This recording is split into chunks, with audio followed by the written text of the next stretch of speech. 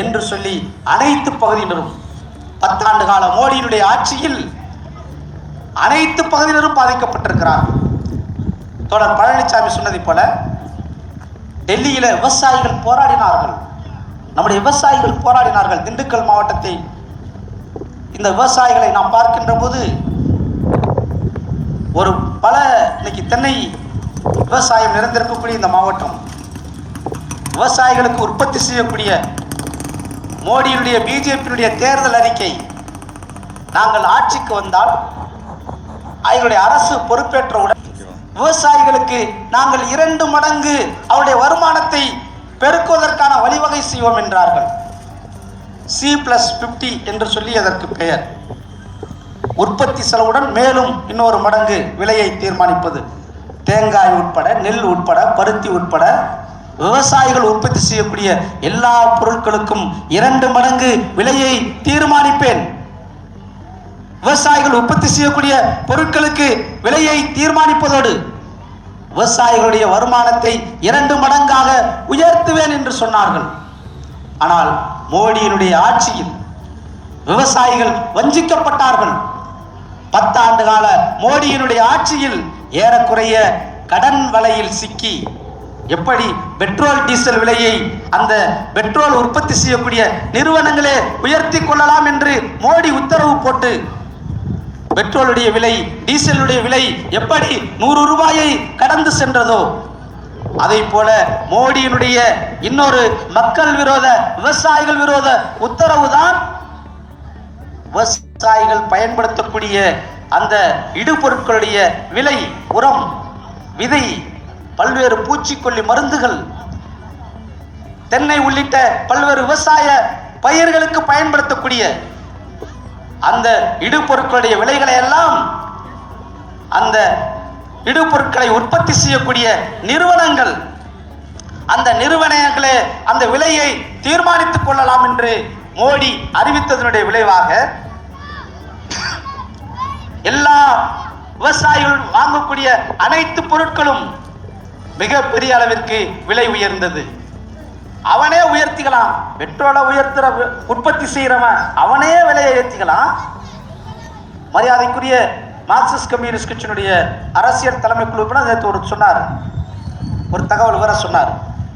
Petrol விலை உலகத்திலேயே அதிகமாக விற்பனை செய்யக்கூடிய விலை விற்கக்கூடிய நாடு இந்தியா. 40 விலை பெட்ரோலுடைய உற்பத்தி விலை, அது உற்பத்தி செய்வதற்கான செலவு வெறும் 45 ரூபாய் தான்.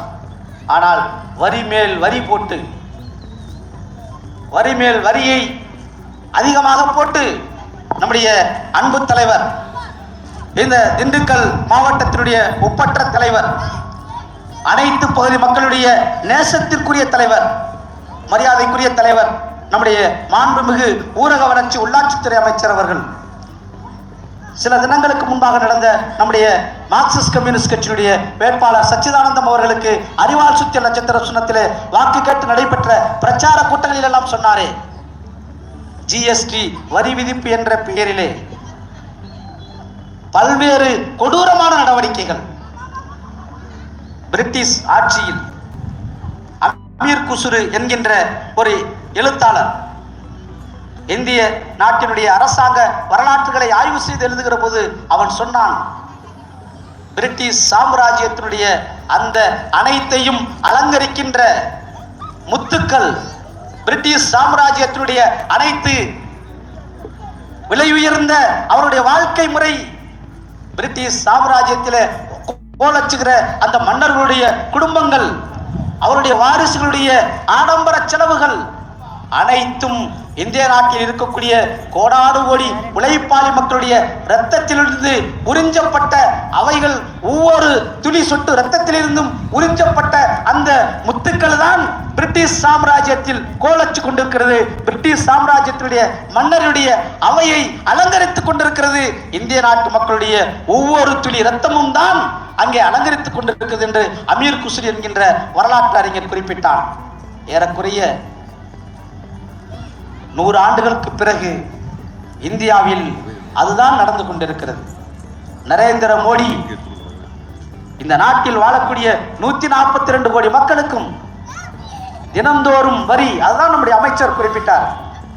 காலையில கிளம்பி நம்முடைய சகோதரிகள் காலையில டீ கடையில டீ வாங்குறதுக்கோ அல்லது ஏதாவது டீ போடுவதற்கான உபகரணங்கள், பால், டீ தூள் உட்பட நம்முடைய பொருட்கள் வாங்குவதற்கோ, சமைப்பதற்கான பொருட்கள் வாங்குவதற்கோ, அல்லது வீடுகளிலே இருக்கக்கூடிய கணவர்கள், நம்முடைய சகோதரர்கள் வீட்டு உபயோகப் பொருட்களை வாங்குவதற்கோ, குடும்பத்திலே வாழக்கூடிய இளைஞர்கள் வாங்குவதற்கோ பயன்படுத்தக்கூடிய அனைத்து பொருட்களுக்கும் ஒவ்வொரு குடும்பமும் ஒரு நாளைக்கு 200 ரூபாய் 300 ரூபாய் வரி கட்டி அழிவிருக்கக்கூடிய நிகழ்வுதான் மோடியுடைய ஆட்சியில் நடந்திருக்கிறது.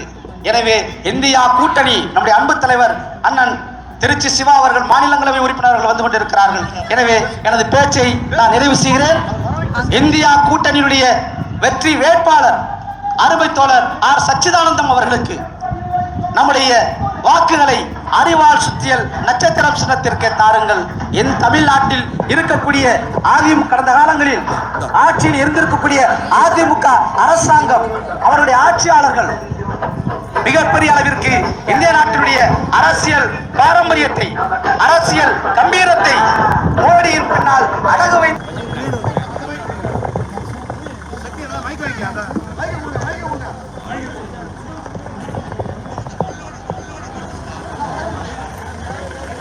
திண்டுக்கல் நாடாளுமன்ற இந்தியா கூட்டணியுடைய வெற்றி வேட்பாளர் சச்சிதானந்தம் அவர்களை ஆதரித்து அறிவால் சுற்றியல் சின்னத்தில் ஆதரவு கேட்டு கழகத்தினுடைய உரிமை குரல் கொள்கை முரசம் தலைவர் கலைஞருடைய அன்பு தம்பி, தளபதியினுடைய தூதுவன், மரியாதைக்குரிய அண்ணன் திருச்சி சிவா எம்பி அவர்கள் உங்கள் மத்தியிலே வாக்கு கேட்டு உங்களிடத்திலே ஆதரவு கேட்டு உரையாற்றுவார்.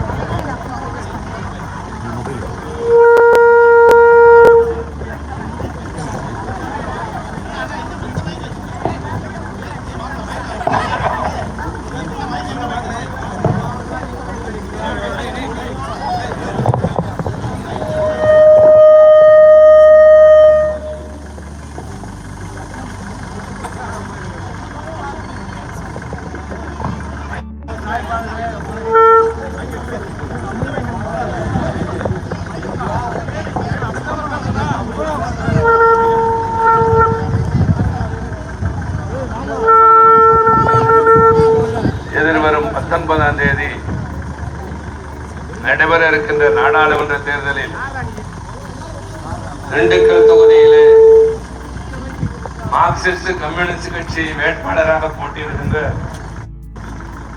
தோழர் சச்சிதானந்தம் அவர்களுக்கு அறிவால் சுத்தியல் நட்சத்திர சின்னத்திலே வாக்களிக்க கேட்டு நடைபெறுகிற இந்த பிரச்சார கூட்டத்தில் பங்கேற்றிருக்கின்ற மாவட்ட கழகத்தின் துணை செயலாளர் அன்பிற்கினிய நாகராஜன் அவர்களே, தலைமை கழக மேற்பார்வையாளர் கள்ளிப்பட்டி மணி அவர்களே, மாவட்ட கழகத்தின் அவைத் தலைவர் காமாட்சி அவர்களே, ஒன்றிய கழக செயலாளர் சிவகுருசாமி அவர்களே, வேலூர் கழகத்தின் செயலாளர் இளங்கோவன் அவர்களே, வேலூராட்சி மன்ற தலைவர் திருமதி தனலட்சுமி சண்முகம் அவர்களே, திராவிட முன்னேற்ற கழகம், இந்திய தேசிய காங்கிரஸ், மார்க்சிஸ்ட் கம்யூனிஸ்ட் கட்சி பொதுக்குழு உறுப்பினர் வழக்கறிஞர் மூர்த்தி, மறுமலர்ச்சி திராவிட முன்னேற்ற கழகம்,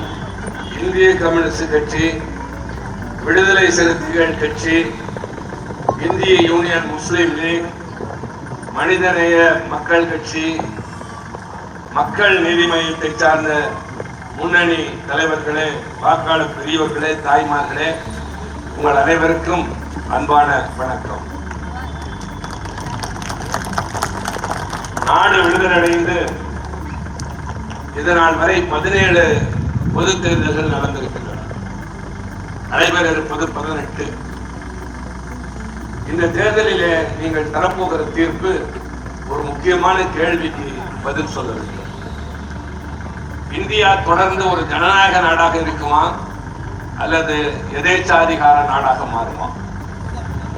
பாராளுமன்ற ஜனநாயகம் உள்ள நாடா அல்லது ஒற்றை தலைவர் தலைமை இருக்கிற ஒரு நாடா? நீதியா அநீதியா? எல்லா மதங்களும் அண்ணன் தம்பியாய் வாழ்கின்ற நிலை தொடர வேண்டுமா அல்லது ஒரு மதம்தான் என்ற நிலை வருமா? பல மொழிகள் பேசுகிறோம். தமிழும் மலையாளமும் தெலுங்கும் கன்னடமும் பஞ்சாபியும் வங்காளியும் அண்ணனாய் தம்பியாய் உலவுகிற நாட்டில் இந்தி மொழி மட்டும்தான் இந்த நாட்டில் ஒரே மொழியாக இருக்குமா என்ற கேள்விகள் எல்லாம் எழுகின்றன. இவைகளெல்லாம் கற்பனையாக எதிர்கட்சியாக நாங்கள் எடுத்து வைக்கிற குற்றச்சாட்டுகள் அல்ல. கடந்த 10 ஆண்டுகளாக நடைபெற்ற நரேந்திர மோடி அவர்களுடைய ஆட்சியில் இயற்றிய சட்டங்கள், நடைமுறைப்படுத்திய திட்டங்கள், அவர்கள் நடந்து கொண்ட செயல்முறைகள், இவைகளெல்லாம் மக்கள் விரோத செயல்களாக இருந்ததை உணர்ந்து 10 ஆண்டுகளாக நாடாளுமன்றத்தில் அவர்களை எதிர்த்து குரல் கொடுத்து போராடிய திருச்சி சிவாதான் உங்கள் முன்னால் நான் வந்திருக்கிறேன். பத்திரிகைகள் அதிகம் வெளிக்கொண்டு வந்திருக்காத செய்திகள், தொலைக்காட்சிகள் முக்கியம் தந்திருக்காதவற்றை உங்களுக்கு சொல்ல வேண்டியது என்னுடைய கடமை. இந்த தேர்தலில் நீங்கள் ஏன் ஆதரவளிக்க வேண்டும்? எங்களுடைய செய்திகளை கேட்டு நீங்கள் நல்ல தீர்ப்பு வழங்க வேண்டும் என்று வந்திருக்கிறோம் என்றால் யாரையும் குறை பேச அல்ல. நாட்டு நலன் கருதி நாம் அனைவரும் வாழ்கிற நாடு நிம்மதியாக இருக்க வேண்டும். ஒரு அரசாங்கம் தவறு செய்தால் உச்சந்தியிலே நின்று அந்த அரசாங்கத்தை விமர்சிக்கிற உரிமை சராசரி குடிமகனுக்கும் வேண்டும். ஆனால் நாடாளுமன்றத்திலேயே எங்களுக்கு அந்த உரிமை இல்லை. அரசாங்கத்தை விமர்சித்தால் எங்களுடைய ஒலிபெருக்கிகள் துண்டிக்கப்பட்டன. மீறி நாங்கள் எதிர்த்து போராடினால் சஸ்பெண்ட் செய்து வெளியே தூக்கி போட்டார். வெளியே பரவிய செய்தி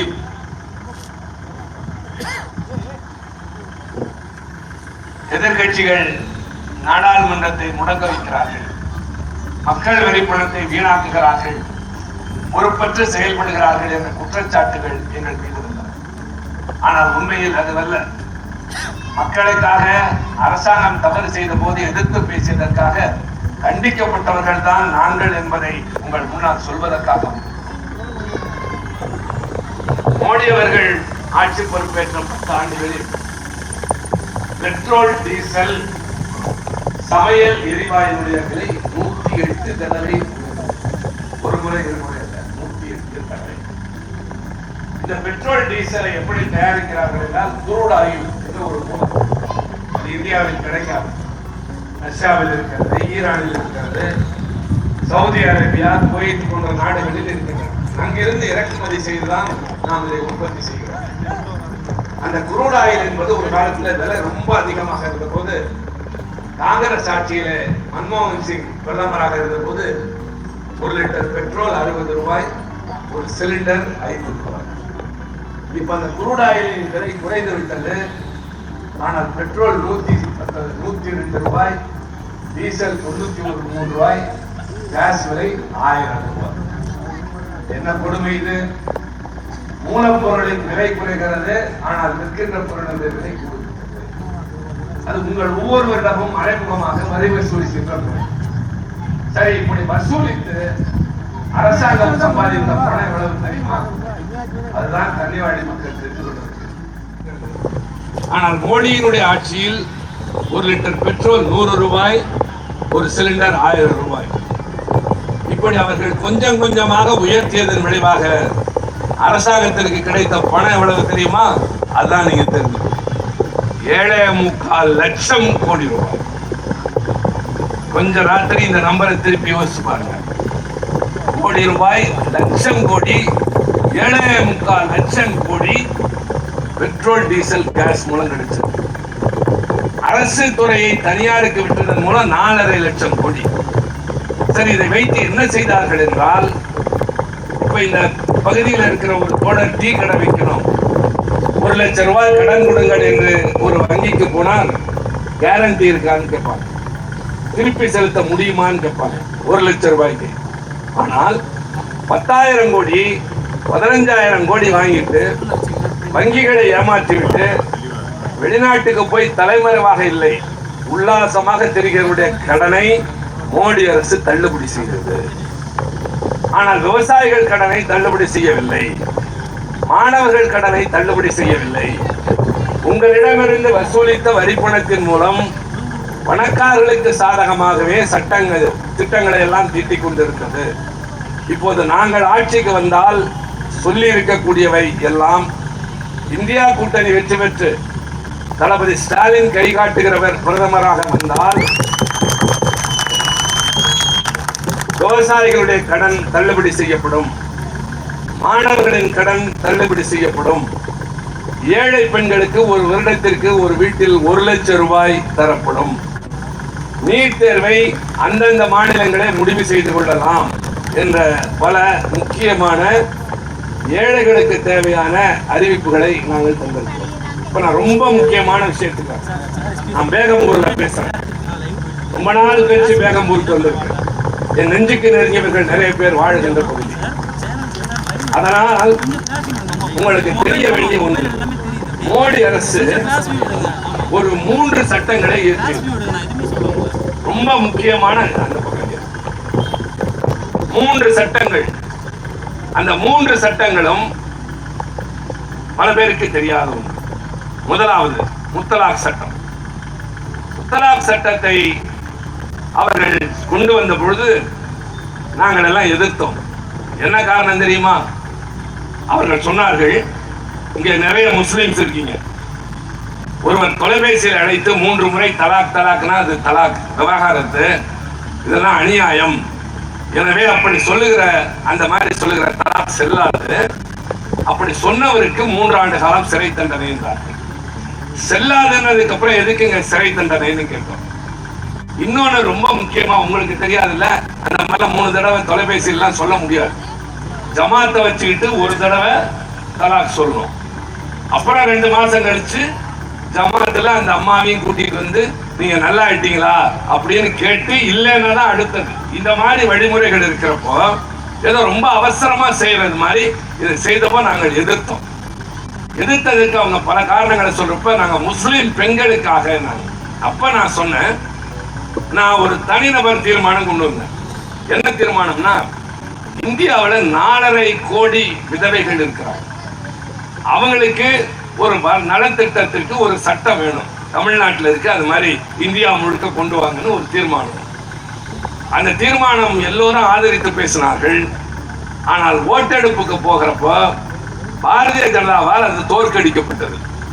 நான் கேட்டேன், இந்து விதவைகளுக்கு சட்டம் கொண்டு வர நினைத்த போது தோற்கடித்த நீங்கள் முஸ்லிம் பெண்களுக்கு ஆதரவாக என்று பேசுவது பொய்.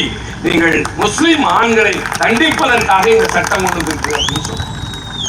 2வதாக, இதான் ரொம்ப முக்கியம், உங்களுக்கு ரொம்ப பழக்கமான CAA அப்படிங்கிற குடியுரிமை சட்ட திருத்தம். குடியுரிமைனா என்ன?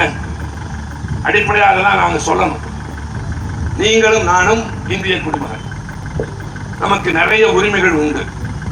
வெளிநாட்டுக்கு போனா கூட இந்தியா நாம் இந்தியன் அப்படிங்கிற பாதுகாப்பு உண்டு. அது இல்லைனாக்க என்ன ஆகுதுன்னு கேட்டீங்கன்னா, இப்ப இலங்கையில இருந்து ஒரு கப்பல் கிளம்புது, அவங்களுக்கு கப்பல் குடியுரிமை கிடையாது. எந்த நாட்டுக்கு போனாலும் இறக்க மறுக்கிறார்கள். 2 மாத காலம் சோறு தண்ணி இல்லாம குழந்தை குட்டிகளோட பெண்கள் நடுக்கடல்லையே தத்தளிக்கிறாங்க. இப்ப திருச்சியிலையும் கன்னியாகுமரியிலும் இலங்கை தமிழர்கள் இருக்காங்க, குடியுரிமை கிடையாது. அவங்க ஒரு நாள் முழுவதும் போய் வேலை செஞ்சுட்டு வந்தா அப்படி கிடைக்கிற பணத்தை சேர்த்து வச்சு ஒரு மோட்டார் சைக்கிள் கூட வாங்க முடியாது. அப்போ குடியுரிமைங்கிறது உங்களுக்கும் எனக்கும் எல்லோருக்கும் ரொம்ப முக்கியம். இந்த சூழ்நிலையில் மோடி அரசு குடியுரிமை சட்டத்தில் ஒரு திருத்தம் கொண்டு வராங்க. ஏதோ போய் 1 லிட்டர் பெட்ரோல் வாங்குகிறீர்கள், ஒரு சிலிண்டர் கேஸ் வாங்குறது, திட்டிக்கொண்டே பணத்தை கொடுத்துருவீங்க. கடந்த 3 ஆண்டுகளில் மட்டும் இந்த பெட்ரோல் டீசல் கேஸ் விலையின் மூலமாக அரசாங்கத்திற்கு கிடைத்த பணம் 7.25 லட்சம் கோடி ரூபாயில், லட்சம் கோடி. அதுல 7.25 லட்சம் கோடி இந்த பணத்தின் மூலமாக கிடைக்கும். அரசாங்க நிறுவனங்களை தனியாருக்கு விற்றதன் மூலம் கிடைத்த பணம் 4.5 லட்சம்.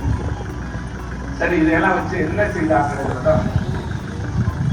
இங்கே டீக்கடை வைத்திருக்கிற தோழர் அதை இன்னும் கொஞ்சம் விரிவாக்கலாம். அதை ஒரு டிஃபன் சாராக மாற்றலாம் என்று ஒரு பேங்கில போய் எனக்கு ஒரு 2 லட்சம் ரூபாய் கடன் கொடுங்க என்றால் கேரண்டி இருக்கா, திருப்பி தருவியா, உங்களுக்கு யாரு, உங்களுக்கு என்ன சொத்து இருக்கா, இத்தனை கேள்வி கேட்பாங்க. எதுக்கு? 2 லட்சம் ரூபாய். ஆனா அதே வங்கியில் 10,000 கோடி 8,000 கோடி 12,000 கோடி கடன் வாங்கிட்டு அதை திருப்பி தராம வெளிநாட்டுக்கு தப்பி ஓடி தலைமுறை வாழ்ல உல்லாசமா ஜாலியா அங்க தெரியுறாங்கல்ல, இந்த பணக்காரர்களுடைய கடனை தள்ளுபடி செய்வது மோடி அரசு. ஏழைக்கு 2 லட்சம் ரூபாய் கடன் தர மாட்டாங்க. ஆனா 10,000 கோடி கடன் வாங்கினுடைய பணம் திருப்பி தரலன்னா அதை தள்ளுபடி பண்ணிட்டு வேடிக்கை காட்டுவாங்கன்னா இந்த நியாயத்தை உங்களிடம் சொல்லாமல் வேறு யாரிடம்? விவசாயிகள் போராடினார்கள், மாணவர்கள் போராடினார்கள், எதுக்குமே பதில் இல்லை. விவசாயிகள், ஒரு முறை நாடாளுமன்றத்தில் பேசுறப்ப சொன்னேன், எங்களுடைய தலைவர் அறிஞர் அண்ணா அவர் முதலமைச்சரானோட ஒரு மாணவர் போராட்டம் நடைபெற்றது. அப்போது காவல்துறை அதிகாரிகள் போய் அண்ணாட்ட சொன்னாங்க, துப்பாக்கி சூடு நடத்த அனுமதி கொடுத்தாங்க. அண்ணா மாட்டேன்னு சொன்னாங்க. அவங்க எல்லாம் ரயில்வே ஸ்டேஷனுக்கு போறாங்க, ரயில் பெட்டியெல்லாம் கொடுத்துருவாங்க, வேற வழி இல்லை கலவரத்தை அடைக்க அப்படின்னப்போ அண்ணா சொன்னாரு, எரிச்சுட்டு போங்க. என்னங்க இப்படி பேசுறீங்க? ரயில் பெட்டி எரித்தால் நான் பணத்தை வச்சுக்கிட்டு இன்னொரு பொட்டி செஞ்சிருவேன். துப்பாக்கி ஒரு மாணவனுடைய உயிரை பறி கொடுத்தால் அவன் பெற்றோருக்கு என்னால திருப்பி தர முடியாது அப்படின்னு சொன்ன பெருந்தன்மை. ஆனா மோடியோட ஆட்சியில விவசாயிகள் போராட்டத்துல செத்து போனவங்க திடீரென்று ஒரு நாள் 8 மணிக்கு 1500 செல்லாது, கருப்பு பணம் ஆயிடுச்சுன்னாங்க. பெண்கள் சிறுவாடு சேர்த்த காசுலாம் 1500 தான், அது ஒண்ணு கருப்பு பணம் இல்ல. நம்முடைய பிள்ளைக்கு கல்யாணத்துக்காண்டி டீ கடைக்கார டெய்லி பெட்டியில போட்டு சேர்த்து வச்ச காசு கருப்பு பணம். இப்படி சேர்த்த காசெல்லாம் ஐயோ போய் மாட்டிடுவோன்னு போய் வங்கிக்கணும்னா நீண்ட வரிசை. 2000 ரூபாய்க்கு மேல மாத்த முடியாதுன்னு சொல்றப்ப வெயில்ல நின்று செத்து போனவர்கள் 100க்கும் மேற்பட்டவர்கள். திடீர்னு கொரோனா நேரத்துல லாக்டவுன் அறிவிச்சாங்க, நடந்து போய் நோய் இல்லாம செத்து போனவங்க ஆயிரக்கணக்கான. மணிப்பூர் கலவரத்துல இறந்து போனவங்க 100கணக்கானவர்கள். ஆக ஒரு அரசாங்கத்துல, வாழ வைக்க வேண்டிய அரசாங்கத்துல இப்படி செத்து போனவங்க.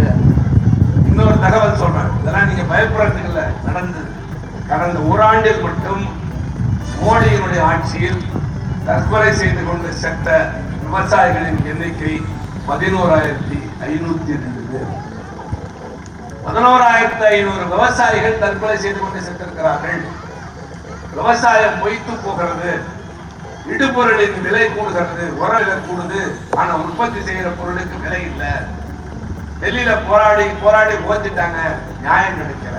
இப்ப நாங்க சொல்றோம், எங்கள் கூட்டணி இந்தியா கூட்டணி வெற்றி பெற்று ஆட்சிக்கு வந்தால் இடுபொருளினுடைய விலை குறைக்கப்படும், விலை பொருளுக்கு நியாயமாக விலை தரப்படும்.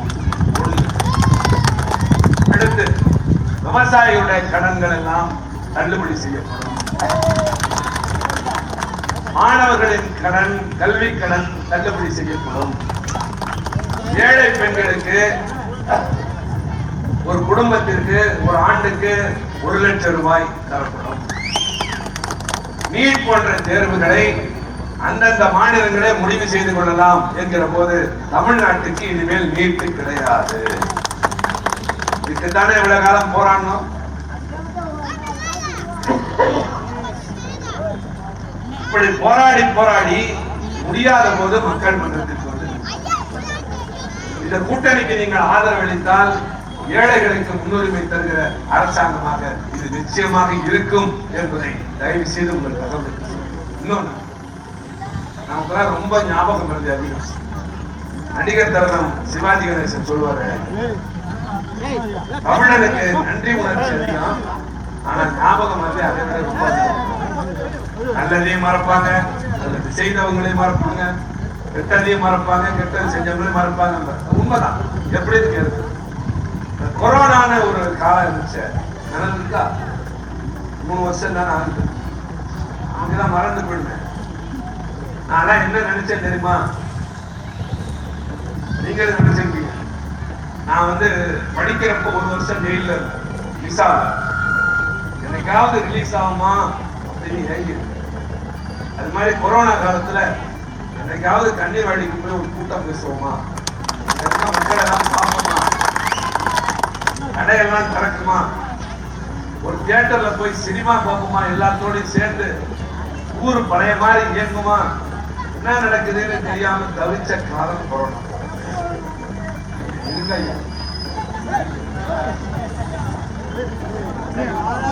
நம்ம வீட்டு கதவை நம்மளே தொட பயணம் ஒண்ணு கற்பனை செஞ்சு பார்க்கணும். காய்கறி வாங்கினா மஞ்சள்ல கழுவி அதுக்கப்புறம் கொதிக்க வச்சு சாப்பிடும். நம்ம வீட்டு குழந்தைய தூக்கா வேணாம், ஜன்னலை திறந்து அடுத்த வீட்டுக்காரனை பார்க்க முடியல, நம்ம தெருவிலேயே இறங்கி நடக்க முடியல. தயவு செஞ்சு விடுங்க.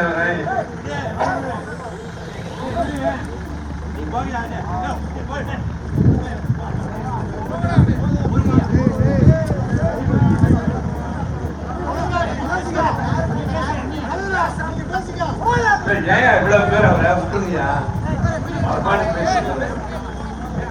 நீங்க என்ன பண்றீங்க? இத்தனை பேர் உங்க வேலை ஏங்க நீங்க போங்க,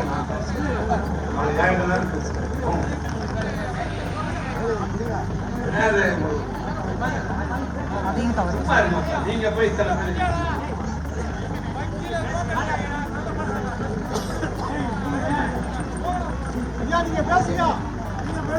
ஒருத்தர் பஞ்சாயத்து பண்ண 10 பேர், அவங்க வேலைக்கு பார்க்க இன்னும் 10 பேர். நான் உயிரை கொடுத்தீங்க பேசிட்டு இருக்கேன். ஒரு நாளைக்கு முழுக்க பேசி பேசி பேசி ராத்திரில சாப்பிட முடியல. ஊர் ஊரா சுத்தி கத்திக்கிட்டு வரோம். எதுக்கு? நாடு நல்லா இருக்கு. தயவு செஞ்சு கொஞ்சம் சும்மா இருக்கு. இன்னும் 11 நாள் தான் இருக்கு இந்த நாட்டோட தலையெழுத்தை தீர்மானிக்கிறது. படாத பாடுபட்டு நாடாளுமன்றத்துல போராடி வெளியே தூக்கி எரிஞ்சு எல்லாம் பண்ணி இங்க நிற்கணும். இந்த நிலைமை மாறணும் அப்படின்னாக்க இந்த தேர்தலில் நீங்க நல்ல தீர்ப்பு வழங்கணும் அப்படிங்கிற ஒரே ஒரு வேண்டுகோள். அதனால நினைச்சு பாருங்க, கொரோனா காலம் அப்படி இருந்தது. திடீர்னு லாக்டவுன், வெளியில வர முடியல, பணக்காரங்க எல்லாம் சமாளிச்சுட்டாங்க. ஏழை டீ கடைக்காரரு, ஆட்டோக்காரரு, தினந்தோறும் கூலி வேலைக்கு போறவங்க, இந்த குடும்பம் தத்தளிச்சு பசி ஒண்ணுமே இல்லை. பக்கத்து வீட்டுல கூட கேட்க முடியாது, கடையில எல்லாம் ஒண்ணுமே இல்லை. அந்த நேரத்தில் எதிர்கட்சியாக இருந்த திமுக தலைவர் ஸ்டாலின் சொன்னாரு, அதிமுக ஆட்சியில ஒரு 5000 ரூபாய் கொடுங்க, எப்படியாவது சமாளிச்சுருவாங்க. அதிமுக இறக்கம் இல்லாமல் 1000 ரூபாய் தான் கொடுத்துச்சு. அதுக்காண்டி நாங்க உடனே அந்த ஆட்சி கொடுக்கல மட்டும் நிறுத்திக்கல. நல்ல அணுகுமுறையோட எங்க தலைவர் என்ன பண்ணாரு, ஒரு தொலைபேசி என்ன பண்ணாரு, யாருக்காவது ஏதாவது தேவைன்னா இந்த எண்ணுக்கு கூப்பிடுங்க, உங்களுக்கு வேணுங்கிறத சொல்லுங்க. இதுக்கு ஒண்ணு நிறைய பேர் தேவையில்லை, ரொம்ப பெரிய ஆளுங்கெல்லாம் தேவையில்லை. ஒரு 7-8 வயசு குழந்தை அந்த நம்பரை அழைச்சு, நாங்க 5 நாளா பட்டினி, அரிசி பருப்பு காய்கறி எதுவுமே இல்லை அப்படின்னு அந்த எண்ணுக்கு தகவல் போனால், அதே மாதிரி யாராவது ஒரு வயசானவர் எங்களுக்கு இந்த ஊர்ல முக்கியமான மருந்து கிடைக்கல, நான் உயிருக்கு போராடிட்டு இருக்கேன் அப்படின்ற தகவல் போனால் உடனே தளபதி ஸ்டாலின் சேர்ந்து அந்த செய்தி ஐபிக்கு வரும். ஐபி நாகராஜ் சொல்லுவார். நாகராஜ் என்ன பண்ணுவாரு, குருசாமியோ நம்மளுக்கு இளங்கோவத்தியோ சொல்லுவாங்க. அவங்க என்ன பண்ணுவாங்க, கடையில போய் எங்கேயோ போய் உங்களுக்கு தேவையான அரிசி பருப்பை வாங்கிட்டு வந்து நீங்க கேட்ட வீட்டுல கதவை தட்டி கொடுத்த கட்சி திமுக. நினைச்சு பாருங்க. அடுத்த ஆட்சிக்கு வந்தோம், மீதி 4000 ரூபாய் கொடுத்ததோட இல்ல, பெண்கள் பேருந்துல இலவசமாக பயணம் செய்யலாம்னு சொல்லி ஒரு மாதத்திற்கு ஒரு பெண்ணுக்கு ஒரு அண்ணனாக இருந்து முதலமைச்சர் ஸ்டாலின் 900 ரூபாயை குறைச்சிருக்கிறார். உரிமை தொகை 1000 ரூபாய் தர்றார். அடுத்து கல்லூரி போற பெண்களுக்கு மாதம் 1000 ரூபாய். அதே மாதிரி மகளிர் சுய உதவி குழுக்கு 2500 கோடி கடன் தள்ளுபடி. இப்படி ஏழைகளுக்காக அரசாங்கம் நடத்துகிற நாங்கள் இந்த கம்யூனிஸ்டோட கூட்டு சேர்ந்து காங்கிரஸோட எல்லாரும் ஒண்ணு சேர்ந்து இந்த நாட்டு மக்களுக்கு ஏழைகளுக்கான ஒரு அரசாங்கத்தை உருவாக்கணும் தான் இந்த தேர்தலில் சஜ்ஜனம். அதனால நிறைய நடந்துருச்சு. 10 வருஷம் பார்த்துட்டோம். இதுல இருந்து நம்ம விடுபட்டோம். இதுக்கு ஒண்ணும் மந்திரம் வேண்டாம், இதுக்கு ஒண்ணும் பெரிய போராட்டம்லாம் வேணாம். உங்கள் கையில இருக்கிற ஒவ்வொரு ஓட்டும் வேற ஒண்ணுமே பெரிய ஆயுதம். ஒரு ஓட்டு பெரிய ஆயுதம். இந்த நாடு விடுதலை அடைகிறப்ப தாய்மார்கள் இளைஞர்கள் கவனத்துக்கு சொல்றேன், நாடு விடுதலை அடைகிறப்போ எல்லாருக்கும் ஓட்டு அளிக்கிற உரிமை கிடையாது. சொத்து வரி செலுத்துகிற பணக்காரங்களுக்கு மட்டும்தான் ஓட்டு இருந்துச்சு. அப்ப அரசியல் சட்டத்தை எழுதுறப்ப பண்டித நேருவும் அண்ணன் அம்பேத்கர் என்ன பண்ணாங்க, இல்ல இல்ல எல்லாருக்கும் ஓட்டு கொடுக்கணும், ஏழைகளுக்கு கொடுக்கணும், அதனால 21 வயசான எல்லாருக்கும் ஓட்டு அப்படின்னு சொன்னாங்க. அப்ப சில பேர் எதிர்த்து என்ன சொன்னாங்கன்னா, ஏழைத்தையும் படிப்பறிவு இல்லாதவற்றையும் ஆட்சியை தேர்ந்தெடுக்கிற உரிமையை கொடுப்பீங்கன்னா அவங்க உணர்ச்சி வசப்பட்டு தவறுகள் செய்வாங்க, எனவே இந்த முடிவை எடுக்காதீங்கன்னப்ப நேரு பெருமானும் அம்பேத்கரும் சொன்னது, எந்த ஏழை தருகிற வரிப்பணத்தை கொண்டு அரசாங்கம் நடக்கிறதோ அந்த ஏழையின் வீட்டு வாசலில் நீங்களும் நான் போய் நின்றாக வேண்டும், அதற்காகவாவது ஓட்டு. இப்போ வர்றோமா, நாங்க மட்டும் இல்ல எல்லாரும் வராங்கல்ல.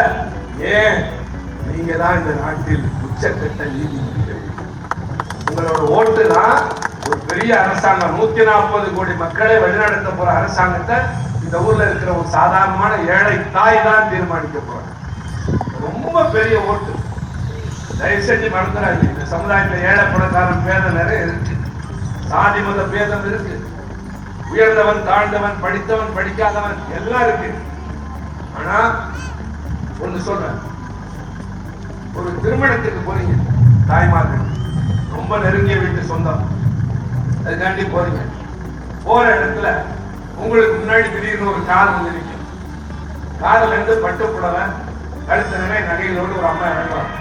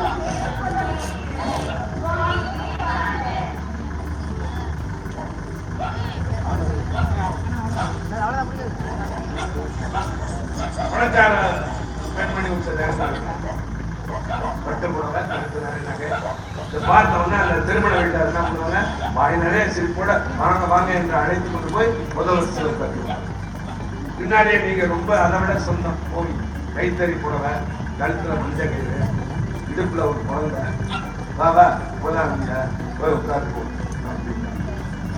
அப்புறம் சாப்பாடு. அந்த முதல்ல வந்தவங்க எனக்கு பசி இல்லை சாப்பிட்டாங்க, நீங்க சாப்பிடாம போன எப்படி, கொண்டு போய் உட்காந்து வச்சு இலைய போட்டு இருக்கிறது எல்லாம் வச்சு அவனுக்கு சக்கரை எல்லாத்தையும் வச்சு அப்படியே அள்ளி கும்பையில போட்டுருவாங்க. உங்க குழந்தை அழுகுதுன்னு நீங்க போய் உட்காந்து அவனுக்கு என்னப்பா அவதி, அப்புறம் சாப்பிட்டா சொந்தம் தான். ஆனா பணம் இல்லைங்கிறதுக்காண்டி எல்லா இடத்துலையும் இப்படிதான் அவமானம். நல்லவங்களா இருக்கும், ஆனா 4 காசு இல்லாதனால சமுதாயம் நம்மை மதிக்கிறது. ஒண்ணுமே இல்லாதவன் பணம் இருக்கு அவனை வச்சுக்கிட்டு கொண்டாடுறாங்க. ராத்திரி தூக்கம் வராம தவிச்சு எவ்வளவு நாள் பணம் முழுங்கி இருப்போம். நம்ம எந்த பாவமும் பண்ணலையே, ஏன் இந்த நாட்டுல இப்படி நடத்தப்படுறோம் அப்படின்ற வேதனை இருக்கிறவங்களுக்கு நான் சொல்றேன், இதெல்லாம் மாறி எல்லாரும் ஒண்ணுங்கிற ஒரு நாள். எந்த நாள் தெரியுமா? 19ஆம் தேதி. நீங்க மும்பையில வந்து நரேந்திரன்னு ஒரு பகுதி இருக்கு, அங்க அடுக்குமாடி குடியிருப்பு. அடுக்குமாடி குடியிருப்புல ஒரு பிளாட் வாங்குறதுக்கு 2 பெட்ரூம் இருக்கிறது 50 கோடி ரூபாய். லதா மங்கேஷ்கர் வீடெல்லாம் அங்கதான், கபில் தேவ் வீடெல்லாம் அங்கதான். ஒரு பிளாட் 50 கோடி ரூபாய். அந்த மாதிரி இடத்துல 27 மாடிக்கு வச்சு வீடு கட்டியிருக்காரு அம்பானி. அந்த அம்பானி ஓட்டு போட போறப்ப நம்ம டீ கடை தோழரும் போய் நிற்பாரு. ஆட்டோ ரிக்ஷா டிரைவர் ஓட்டும் அம்பானி ஓட்டும் ஒண்ணு. பணக்காரங்க கிடையாது. நம்ம போய் நின்னோம்னா நரேந்திர மோடி வந்துட்டுன்னா பிரதம அமைச்சர் ஓட்டுக்கு அதே மரியாதை தான், நம்ம ஓட்டுக்கு அதே மரியாதை. அப்ப ஊரும் உலகமும் சாதியும் சனமும் நாடும் நகரமும் தராத இந்த சமத்துவத்தை இந்த ஓட்டு தேர்தல்ல நல்லா இறுக்கி பிடிச்சுக்கங்க, கம்பீரமா நடங்க. யார் தெரியுமா? இந்த நாட்டின் அரசாங்கத்தை தேர்ந்தெடுக்கிற ஓட்டு வைத்திருக்கிற குடிமகன் நான் அப்படின்னு போங்க. நீங்க தான் முடிவெடுக்கணும், சுயமா எடுக்கணும், யாரும் வற்புறுத்த முடியாது. நீங்க யாருக்கு ஓட்டு போறீங்கன்னு உங்களை தவிர யாருக்குமே அந்த பாதுகாப்பு. எனவே தெளிவா போங்க. ஜனநாயக குடியரசு நாட்டுல எனக்கு ஓட்டு கொடுத்திருக்காங்க. இந்த நாட்டுல யார் ஆளுது, மோடியா இந்தியா கூட்டணியா, நான் தீர்மானிப்பேன்னு சொல்லிட்டு 19ஆம் தேதி வாக்குச்சாவடிக்கு போய் சச்சிதானந்துக்கு அறிவாலய சுத்திய நட்சத்திரத்துல போட்டு வீட்டுக்கு வாங்க. டெல்லியில் ஆட்சி மாறி இருக்கும். தளபதி ஸ்டாலின் சொல்றது இந்தியாவின் பிரதமரா வருவாரு. நம்ம கடன்கள் தள்ள முடியாது, பெண்களுக்கு வாழ்வு கிடைக்கும், நம்முடைய சுய உதவி குழுக்கெல்லாம் நிறைய இருக்கு, வேலை வாய்ப்புக்கு உத்தரவாதம் தந்திருக்கோம், வசந்த காலம் காத்திருக்கிறது. அது மந்திர கோயில் அல்ல, உங்கள் வாக்குச்சீட்டில் இருக்கிறது என்பதை சொல்லி தயவு செய்து இந்த 11 நாட்களில் நன்றாக யோசித்து யார் எதை சொன்னாலும் கேளுங்க. இப்ப நான் இவ்வளவு நேரம் பேசுறேன், நீங்க எதைத்தான் பண்ணணும்னு நான் வற்புறுத்த அதிகாரம் எனக்கு கிடையாது, யாருக்கும் கிடையாது. அது மாதிரி நான் யாரையாவது திட்டி பேசினா, யாராவது கேவலமா பேசினா விமர்சனம் பண்ண, அரசாங்கம் தப்பு பண்ணுன்னு சொன்னேன், எங்க ஆட்சி நல்லது பண்ணுன்னு சொல்லியிருக்கேன். ஏன் தெரியுமா? நான் கலைஞருக்கு வராதலாம், மக்கள் ஆதரவை தேடி நான் வந்திருக்கிறேன். அதனால நான் சொல்ற கருத்துக்களை சரின்னு நீங்க உங்க மனசுல பட்டுச்சுன்னா தயவு செஞ்சு இதே மனநிலையில 19ஆம் தேதி வரைக்கும் இருந்து இந்த ஆட்சியை மாற்றிட்டாருங்க. நம்ம வருங்காலம் வளமுள்ளதாக மாறும். எனக்கு ரொம்ப ஆசை. நான் சிவகுரு சாமி சொல்லுவேன், இளங்கோவன்ட்டி சொல்றேன், நாகராஜ்டி சொல்றேன், வெற்றி விழாவுக்கு நான் கண்ணி வாய்ப்புவேன். அதுக்கு துணையாக நீங்கள் ஆதரிக்க வேண்டிய நமது சின்னம் அறிவாலய சுத்திய நட்சத்திரம். நமது வேட்பாளர், நம்முடைய வேட்பாளர் ஏழைகளின் வேட்பாளர், நம்முடைய சின்னம் அறிவாலய நட்சத்திரம். நன்றி.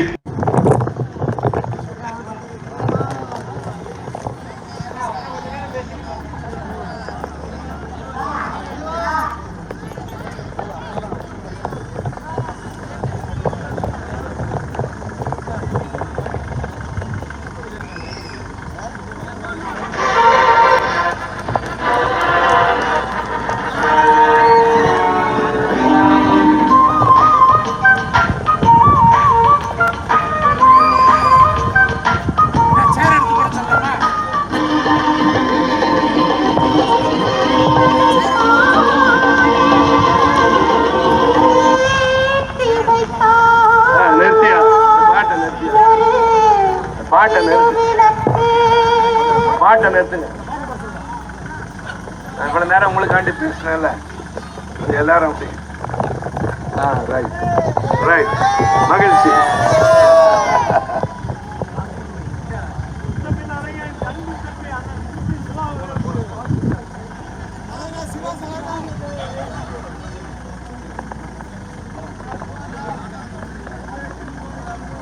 வெளியே கொடுத்துட்டீங்களா?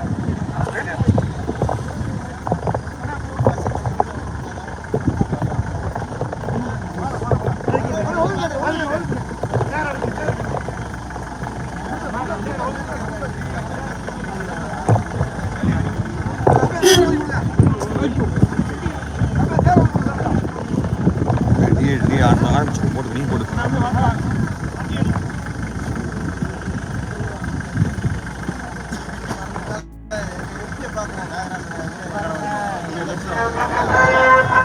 நாளைய சரித்திரம் எழுதும் அரசியல் நாயகர் நாயகர், காளைய கோட்டும் இளைய சமுதாய காவலர் காவலர், இனிய தளபதி நம் ஸ்டாலின், இளைய தலைவர் நம் ஸ்டாலின்,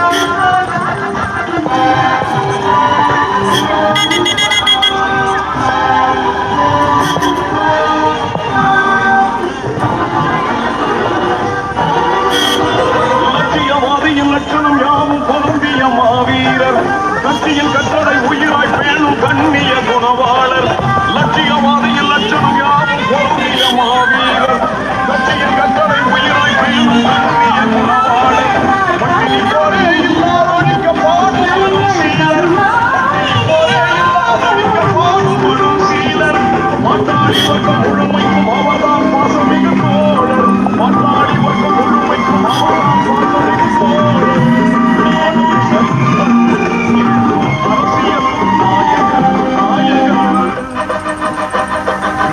காளைய போற்றும் இளைய சமுதாய காவலர் காவலர்